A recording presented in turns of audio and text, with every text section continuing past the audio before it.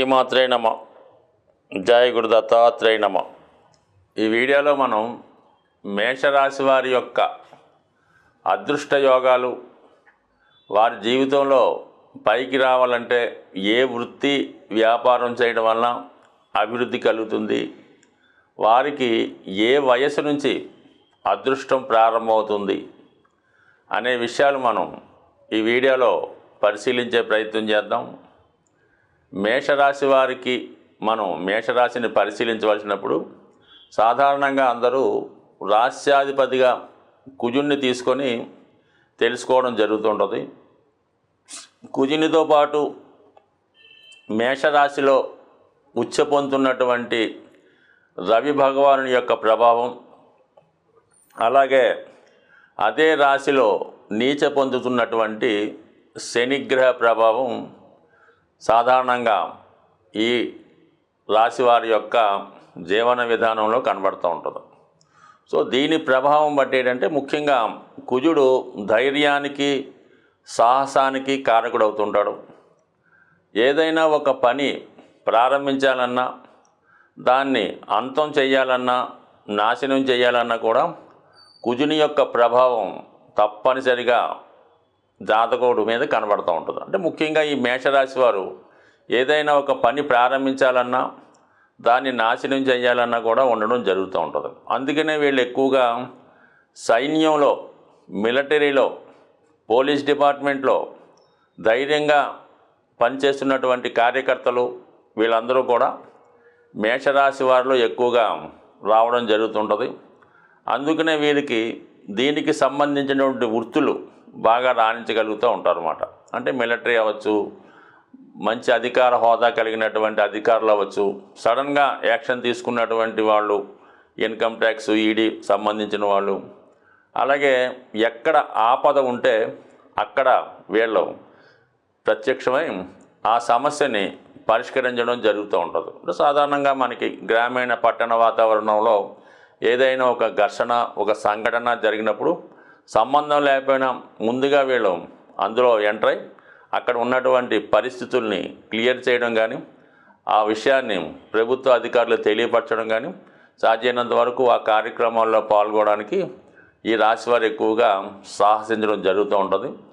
దానికి కుజగ్రహం కారణమవుతుంటుంది. కాబట్టి ఏదైనా ఒక పని అవ్వాలంటే మేషరాశి వారు అక్కడ ఉంటేనే ఆ పని సాధ్యమవుతుంటుంది. కాబట్టి వీళ్ళు ఏదైనా ధైర్య సాహసాలతో కూడుకున్నటువంటి వృత్తుల్లో బాగా రాణించగలుగుతుంటారు. మరి కుజుడు భూకారకుడు అవటం వల్ల ఈ రాశివారు ఎక్కువగా స్థిరాస్తి సంబంధించినటువంటి, భూములకు సంబంధించినటువంటి వ్యవహారాల్లో ఎక్కువగా రావడం వల్ల ఎక్కువగా వీళ్ళు తొందరగా ధనవంతులు అవ్వాలంటే భూమికి సంబంధించినటువంటి వ్యాపారాలు చేయడం వలన అతి తొందరగా లాభించడం జరుగుతూ ఉంటుంది. మేషరాశిలో జన్మించి వారి జన్మరాశిలో జన్మచక్రంలో కుజుడు ఎంత బలంగా ఉంటే వీళ్ళు అంత తొందరగా మరి భాగ్యోదయం, అదృష్టయోగాన్ని పొందగలుగుతూ ఉంటారు. అంటే వీళ్ళు ఎంత సంపాదించినా ఇంకా సంపాదించాలనే తాపత్రయంలో ఇంకా ఎక్కువ వెంచర్స్, ఇంకా ఎక్కువ ఇంప్రూవ్మెంట్ చేయడం జరుగుతూ ఉంటుంది. ఒకానొక సమయంలో వారు సంపాదించిన ధనమే వారికి శత్రువుగా మారుతుంది. అప్పటిదాకా సహకరిస్తూ వీళ్ళ అభివృద్ధి కారణమైన వారే వీళ్ళ బాగా ఎదిగిన తర్వాత వీళ్ళ యొక్క అభివృద్ధిని ఓర్వలేకుండా, కారణం ఏదైనా అవచ్చు, వీరే మళ్ళా ఆ జాతకుడిని అన్పాపులర్ చేయడం, పతనం చెందడం జరుగుతూ ఉంటుంది. అందువలన ఈ మేషరాశి వారు ఎంత ఎదిగినా కూడా ఒక విధంగా ఒదిగి ఉండి సహనంతో వ్యవహరించినప్పుడే వారు స్థిరమైనటువంటి వచ్చిన అదృష్టాన్ని సాధించుకోగలుగుతారు. ఏమాత్రం గర్వం కలిగిన, అహంకారం కలిగిన, పక్కవారిని లెక్క చేయకపోయినా కంపల్సరిగా దానికి తగినటువంటి పనిష్మెంటు ఈ జాతకులు పొందడం జరుగుతూ ఉంటుంది. సో సహజంగా ఈ కుజుడు ధైర్యంగా పోరాడినప్పుడు కూడా విపత్కర పరిస్థితులు వచ్చినప్పుడు దాన్ని పెద్దగా ఎదుర్కొనే శక్తి లేకపోవడం వల్ల అక్కడే మనకి ఈ సూర్య భగవానుడి యొక్క సహాయం కావలసి ఉంటుంది. అందుకనే అదే స్థాయిలో సూర్యుని యొక్క ఉచ్చస్థితి పొందడం జరిగింది. ఈ రాశివారు ఏదైనా కష్టం వచ్చినప్పుడు మరి వారు ఉన్నత అధికారులు కానీ వారి తండ్రి గారిని కానీ ఎవరైతే వీళ్ళ అభివృద్ధికి కారణమయ్యారో వారిని ఆశించినప్పుడు ఆ సూర్యుడి యొక్క ఉచ్చస్థితి ప్రభావం వల్ల జాతకుడు ఆ సమస్యల నుంచి బయటపడడం జరుగుతూ ఉంటుంది. కాబట్టి ఎక్కువగా ఈ మేషరాశి వారు సూర్య ఆరాధన చేయడం అన్నది చాలా మంచిది. దానివల్ల వీరికి ఏంటంటే నిరంతరం సూర్యుడు ఎలాగైతే నిరంతరం వర్క్ చేస్తుంటాడో అలాగే వీళ్ళు కూడా నిరంతరం అభివృద్ధి చెందుతూ ఉంటారు. ఇక్కడ ఏమైందంటే మేషరాశి వారికి పంచమాధిపతిగా ఉన్నటువంటి వాడు సూర్యభగవానుడు, అంటే ఒక విధంగా సంతానానికి కారణమవుతుంటాడు. అందుకనే చాలామంది మేషరాశి వారికి సంతానం కలిగిన తర్వాత వారి యొక్క నేమ్ అండ్ ఫేమ్ బాగా రావడం, అదృష్ట యోగం కలగడం జరుగుతూ ఉంటుంది. అదే సంతానం జాతకుడి యొక్క కన్నా అభివృద్ధి చెందుతారనమాట. వీళ్ళు ఒక స్థాయిలో ఉండి ఒక అధికార హోదాకు వస్తే వారిని మించిన స్థాయిలోకి వారి సంతానం ఎదగడం జరుగుతూ ఉంటుంది. అందువల్ల ఏంటంటే పిల్లలు పుట్టిన తర్వాత వీళ్ళ నేము పెరుగుతుంది, వీరి యొక్క అభివృద్ధి కూడా పెరుగుతుంది. ఇక ఒక విధంగా సంతానం అంటే వీళ్ళ యొక్క టాలెంట్ కూడా అనుకోవచ్చు.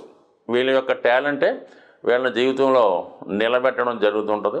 ఎప్పుడు ఇండివిజువల్గా సహకరిస్తూ అందరికీ సహకరించే జాతకులుగా ఉంటారు.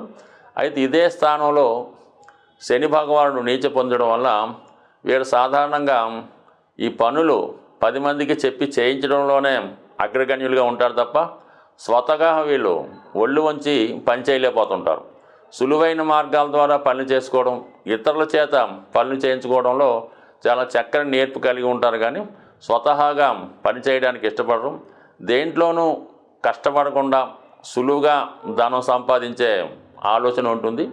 ఆ విధంగానే వీళ్ళు జీవితంలో తొందరగా ఎదగడం జరుగుతూ ఉంటుంది. అందుకని ఒక విధంగా చెప్పాలంటే మేషరాశి వారు ఒకరి కింద చేసే ఉద్యోగం శారీరక శ్రమతో కూడుకున్నటువంటి పనుల కన్నా అడ్మినిస్ట్రేటివ్ క్వాలిటీతో వారి యొక్క సామర్థ్యాన్ని ఉపయోగించే చేసే పనులు బాగా రాణించగలుగుతుంటారు. ఈ రాశివారు వారి యొక్క ప్రారంభ జీవితం సాధారణ కార్యకర్తగా జీవితం ప్రారంభించినప్పటికీ కూడా మరి రాజకీయంలో ఉన్నత స్థాయి వరకు వెళ్ళే అవకాశం ఉంటుంది. ఎందుకంటే అక్కడ రవి ఉచ్చ పొందుతాడు, కుజుడు ఎప్పుడు కూడా కార్యకర్తగా ఉంటాడు. దానికి అభివృద్ధి చెందడమే మరి రవి ఉచ్చస్థితి. కాబట్టి వారి జన్మజాతకంలో మిగతా గ్రహస్థితులు అనుకూలిస్తే 100% వాళ్ళు జీవితంలో ఒక ఉన్నత రాజకీయ నాయకుడిగా కానీ ఒక ఉన్నత ప్రభుత్వ ఉద్యోగం కానీ రాణించే అవకాశం ఉంది.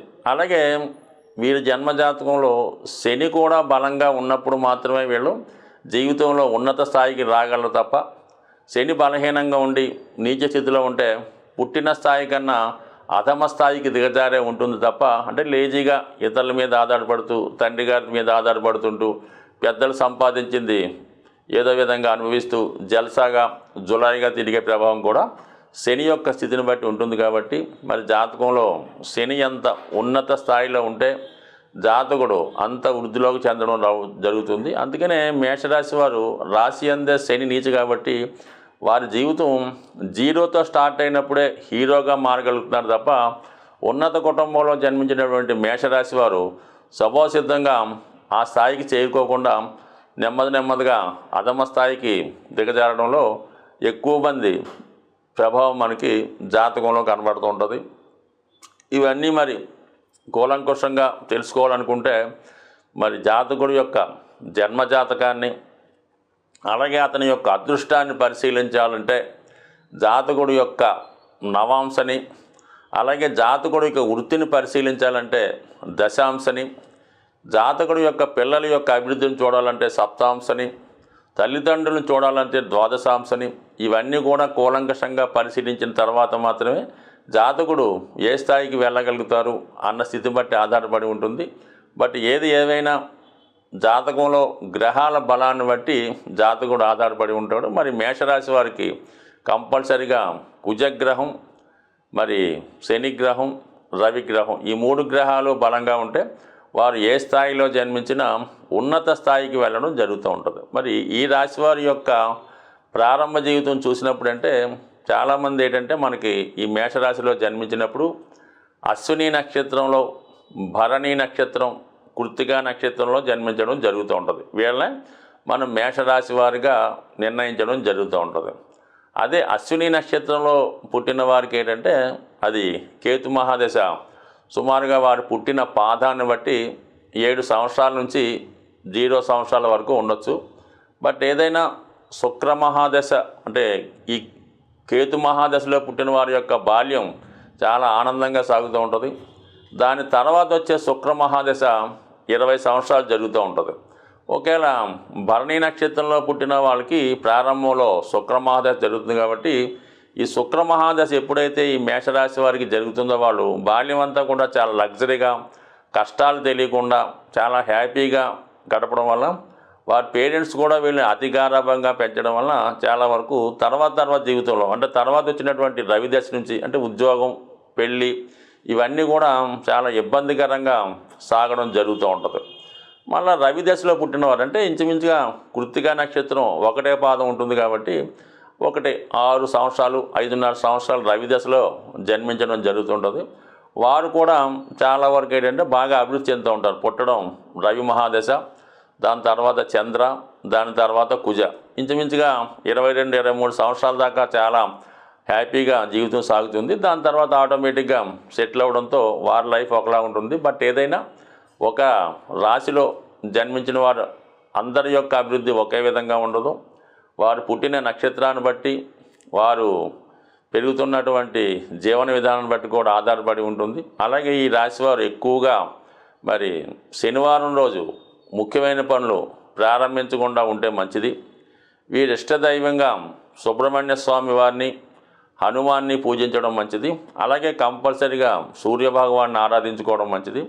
వీళ్ళు అదృష్టవంతులుగా మారాలంటే ధరించవలసిన రత్నాల్లో ఏంటంటే పగడం ధరించవచ్చు, కనక పుష్యరాగం, కెంపు ఉంగరాలు ధరించవచ్చు. అలాగే వీళ్ళు ఏకముఖి రుద్రాక్ష ధరించడం వల్ల కూడా చాలా అనుకూలంగా ఉంటుంది. అది దొరకనప్పుడు 12 ముఖాలు అంటే 12 ముఖాల రుద్రాక్ష ధరించవచ్చు.